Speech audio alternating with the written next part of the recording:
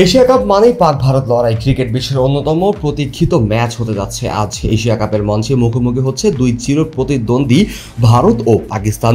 বছরের শুরুতে সামরিক উত্তেজনার মধ্য দিয়ে যাওয়া এই দুই প্রতিবেশী দেশের লড়াই এবার তাই শুধু মাঠে সীমাবদ্ধ থাকছে না, উত্তাপ ছড়াচ্ছে মাঠের বাইরেও।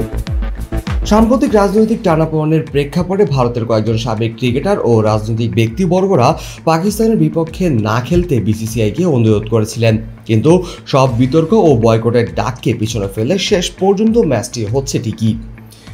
মাঠে নামার আগে দুই দলের অধিনায়ক জানিয়ে দিয়েছেন লড়াইয়ে কোনো ছাড় দেওয়া হবে না। ভারতের অধিনায়ক সূর্যকুমার যাদব এবং পাকিস্তানের অধিনায়ক সালমান আগা জানিয়েছেন ম্যাচটিতে তারা থাকবেন পূর্ণমাত্রায় আক্রমণাত্মক মেজাজে।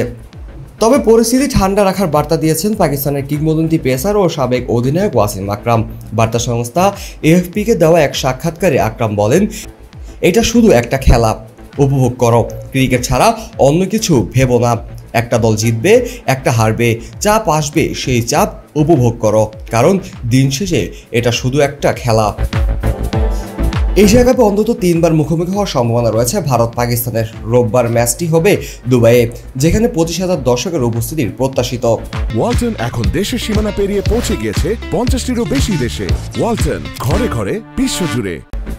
উল্লেখযোগ্যভাবে 1999 সালে ভারত সফরে পাকিস্তান দলের অধিনায়ক ছিলেন ওয়াসিম আকরাম, যখন দুই দেশের মধ্যে রাজনৈতিক সম্পর্ক ছিল অত্যন্ত টানাটানির। এমনকি 1987 সালে তিনি ভারতের সফরকারী দলে ছিলেন, যেখানে দুই দেশের পরিস্থিতি চরম পর্যায়ে পৌঁছে গিয়েছিল। নিজের অভিজ্ঞতার কথা জানিয়ে আকরাম বলেন, ভারতের বিপক্ষে প্রতিটি ম্যাচ আমি উপভোগ করেছি, প্রতিপক্ষের খেলোয়াড়রাও করেছে। চাপের ম্যাচেই আসলে সবচেয়ে বেশি শেখা যায়।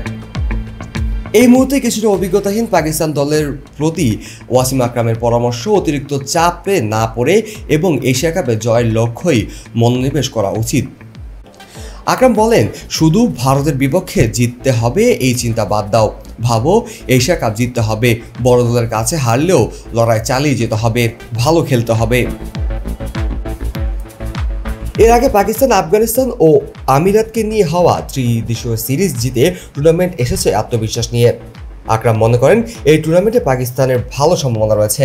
অন্যদিকে ভারত আমিরাতকে হারিয়ে নিজেদের এশিয়া কাপ প্রস্তুতি সেরেছে।